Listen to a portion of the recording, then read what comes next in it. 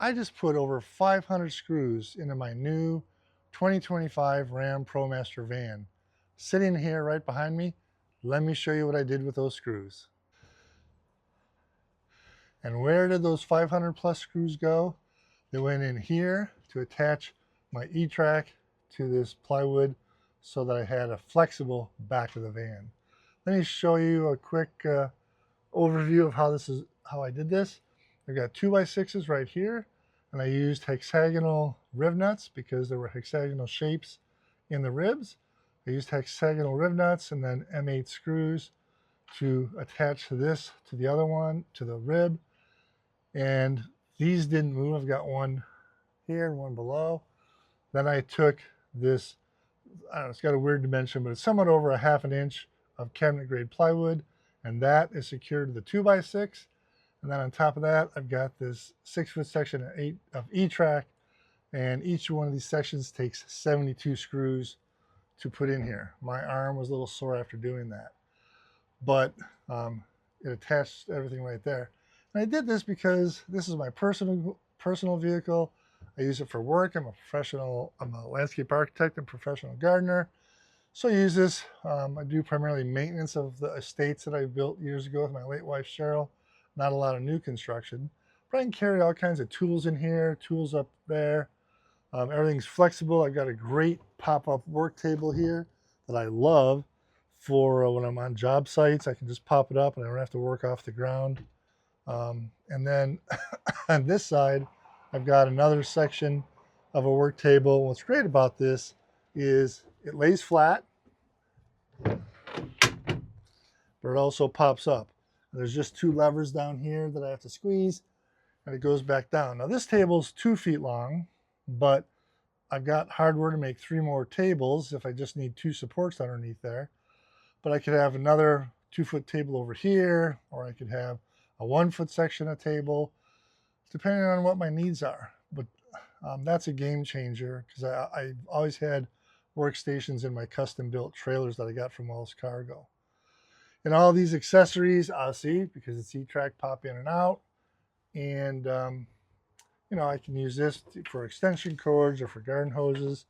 Of course, 5-gallon portable toilet right here, all set up, ready to go. Don't have to worry about that. And then, excuse me, spring allergies, I guess.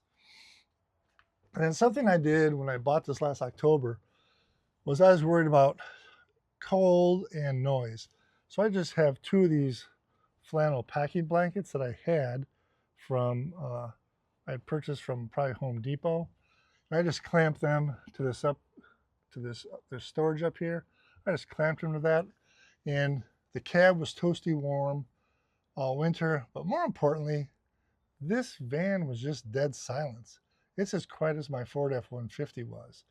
And an interesting thing here that I'm going to give credit to my 6th grade science teacher, because we were studying the Doppler effect in science class. I don't know if they teach in 6th grade science now, but we had water tanks and overhead lights and put structures in the water tanks, and it was cast below, and you could see what happened to water waves, and the same thing happened with sound waves. So I think inadvertently, I made these all great sound baffles because there's not an ounce of sound deadening material anywhere in this van. And I think when the sound waves come around here, they curl and they hit structures like this, and it just is a baffle. And I drive down the road right now, and there's not a peep coming out of this back area. Nothing's rattling. If there is a rattle, I had someone riding this the other day just down my driveway, and we quickly identified where the rattle was coming from, figured out a better solution for that. But I like this because it's so flexible. Like I said, I'm a landscape architect, professional gardener. I use it for that. But I also am going to be hauling my fat bikes. My Aventon fat bike and my Jackson Kayak Mayfly kayak will fit in here. And I needed this space to be flexible. Let me back out of the van here a little bit. It's a 12 foot of space from the back door up to the seat, but if I put the passenger seat up a little bit, my 12'8" Jackson Kayak will fit in here. My Aventon fat bike M series will fit here. I've got tie downs right here, so it'll secure that because you don't want stuff flying. I do have to figure out what I'm going to do with my spare tire I think I'm going to mount it below, but it's sitting up there right now. So if I am in an accident, it's not going to come flying from the back all the way to the front and take me out. That's what 500 screws did, is it secured this etrack, and I've yet to take this out on a trip, but I think next week I'm going to take my fat bike up to Door. If you're in Wisconsin, you know that means Door County. And although I'm not going to be camping this all the time, but I am going to use it to transport my kayak and my photography equipment and my fat bike safely to wherever I go, whether it's up to Minocqua, Banatuish Waters, over to Traverse City. But comment where you'd like to see me take this and my fat bike here in the Midwest. I will see you out on the trail. It's time to go get dirty.